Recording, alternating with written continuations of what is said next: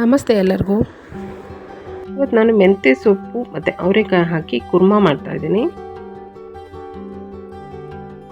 ಇದಕ್ಕೆ ಅನ್ನಕ್ಕೆ ಕಲಿಸ್ಕೊಂಡು ತಿನ್ಬೋದು, ಚಪಾತಿ ರೊಟ್ಟಿಗೆ ತಿನ್ಬೋದು, ದೋಸೆಗೆ ತಿನ್ಬೋದು, ಅಥವಾ ಪೂರಿಗಂತೂ ಸೂಪರಾಗಿರುತ್ತೆ ಇದು ಕಾಂಬಿನೇಷನ್.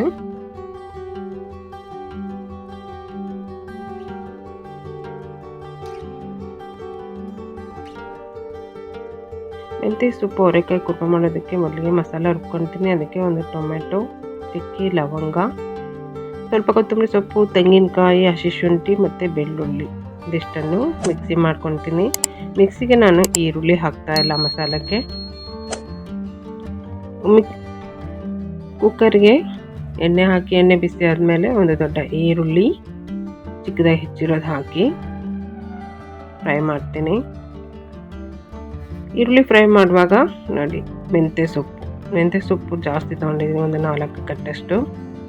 ಇದನ್ನು ತೊಳೆದು ಚಿಕ್ಕದಾಗಿ ಹೆಚ್ಚಿಬಿಟ್ಟು ಹಾಕಿದ್ದೀನಿ.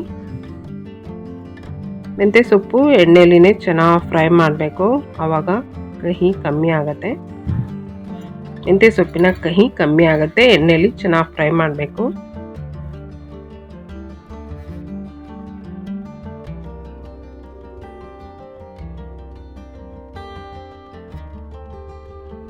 ಇದಕ್ಕೆ ನಾನು ರುಚಿಗೆ ತಕ್ಕಷ್ಟು ಉಪ್ಪು, ಅರಿಶಿನ ಮತ್ತು ಖಾರದ ಪುಡಿ ಹಾಕ್ತಾಯಿದ್ದೀನಿ. ಮತ್ತು ಒಂದು ಸ್ವಲ್ಪ ಧನಿಯಾ ಪುಡಿ ಕೂಡ ಹಾಕ್ಕೊಳ್ಳಿ. ನನ್ನ ಖಾರದ ಪುಡಿಯಲ್ಲಿ ಧನಿಯಾ ಇದೆ, ಹಾಗಾಗಿ ನಾನು ಸಪ್ರೇಟಾಗಿ ಧನಿಯಾ ಪುಡಿ ಹಾಕ್ತಾಯಿಲ್ಲ. ಇದಿಷ್ಟನ್ನು ಹಾಕಿ ನಾನು ಸೊಪ್ಪನ್ನ ಚೆನ್ನಾಗಿ ಫ್ರೈ ಮಾಡ್ತೀನಿ. 1-2 ನಿಮಿಷ ಸೊಪ್ಪು ಬಾಡೋ ತನಕ ಚೆನ್ನಾಗಿ ಫ್ರೈ ಮಾಡಿ, ಆವಾಗ ರುಚಿ ಚೆನ್ನಾಗಿರುತ್ತೆ ಮತ್ತು ಮೆಂತ್ಯ ಸೊಪ್ಪಿನ ಕಹಿ ಕಮ್ಮಿ ಆಗುತ್ತೆ.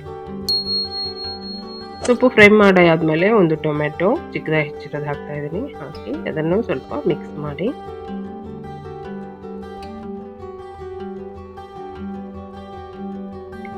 ಇದಕ್ಕೆ ಅವರೆಕಾಯಿ ಹಾಕ್ತಾಯಿದ್ದೀನಿ.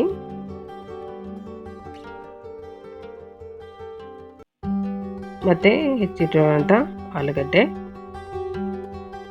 ಅದ್ರ ಜೊತೆಗೆ ಮಿಕ್ಸಿ ಮಾಡಿರೋಂಥ ಮಸಾಲ ಹಾಕ್ತೀನಿ. ಮಸಾಲ ಹಾಕಿ ಮತ್ತೆ ಸ್ವಲ್ಪ ಹೊತ್ತು ಚೆನ್ನಾಗಿ ಫ್ರೈ ಮಾಡಿ, ಹೈ ಫ್ಲೇಮ್ ಇಟ್ಬಿಟ್ಟು ಫ್ರೈ ಮಾಡಿ. ಈ ರೀತಿ ಮಾಡೋದ್ರಿಂದ ರುಚಿ ಚೆನ್ನಾಗಿರುತ್ತೆ. ಮಸಾಲ ಸ್ವಲ್ಪ ಫ್ರೈ ಆಗಲಿ. ಈಗ ಇದಕ್ಕೆ ಎಷ್ಟು ಬೇಕೋ ಅಷ್ಟು ನೀರು ನೋಡಿ ಹಾಕೋಬೇಕು.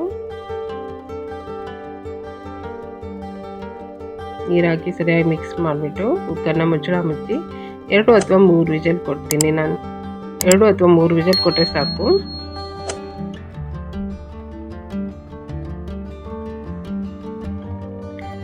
ವಿಜಲ್ ಆದಮೇಲೆ ಸ್ಟೀಮ್ ಹೋಗಿದೆ. ಈಗ ನೋಡಿ ಸೂಪರಾಗಿ ರೆಡಿ ಆಯಿತು ಮೆಂತ್ಯ ಸೊಪ್ಪು ಅವರೆಕಾಯಿನ ಕುರ್ಮಾ. ಇಷ್ಟಾದಮೇಲೆ ಮತ್ತೆ ನಾನು ಸ್ಟವ್ನ ಲೋ ಫ್ಲೇಮಲ್ಲಿ ಇಟ್ಬಿಟ್ಟು ಮತ್ತೆ 1-2 ನಿಮಿಷ ನಾನು ಮುಚ್ಚಳ ಮುಚ್ಚಿ ಬೇಯಿಸ್ತೀನಿ. ಇದರಿಂದ ಏನಾಗುತ್ತೆ ಅಂದರೆ ಕೊನೆಯಲ್ಲಿ ಕೊತ್ತಂಬರಿ ಸೊಪ್ಪು ಹಾಕಿ ಸರಿಯಾಗಿ ಮಿಕ್ಸ್ ಮಾಡಿ ಮತ್ತೆ ನಾನು 1-2 ನಿಮಿಷ ನಾನು ಲೋ ಫ್ಲೇಮಲ್ಲಿ ಬೇಯಿಸ್ತೀನಿ. ಯಾಕೆ ಅಂದರೆ ಈ ರೀತಿ ಮಾಡೋದ್ರಿಂದ ಕುಕ್ಕರ್ನ ಸ್ಟೀಮ್ನ ವಾಸನೆ ಹೋಗಿ ಒಳ್ಳೆ ರುಚಿ ಬರುತ್ತೆ. ಯಾವುದೇ ಅಡುಗೆ ಕುಕ್ಕರಲ್ಲಿ ನೀವು ಮಾಡುವಾಗ ಹೀಗೆ ಮಾಡಿದ್ರೆ ಚೆನ್ನಾಗಾಗುತ್ತೆ.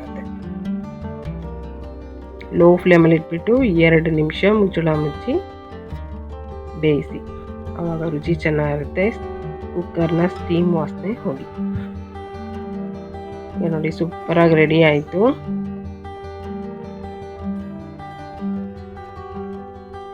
ಕೊನೆಯಲ್ಲಿ ರುಚಿ ನೋಡಿ ಉಪ್ಪು ಸರಿ ಇದೆಯಾ ಅಂತ. ನನ್ನ ವಿಡಿಯೋ ಇಷ್ಟ ಆದರೆ ಲೈಕ್ ಮಾಡಿ, ಶೇರ್ ಮಾಡಿ, ಸಬ್ಸ್ಕ್ರೈಬ್ ಮಾಡಿ. Thank you.